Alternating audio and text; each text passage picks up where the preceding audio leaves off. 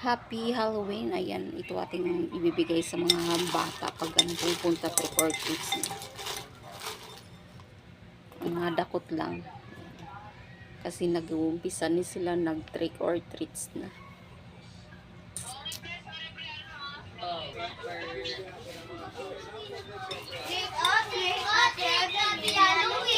Puro na basket nyo ah.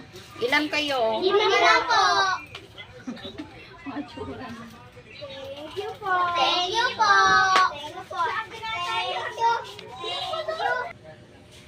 May kwentong kababalaghan din ba kayong guys?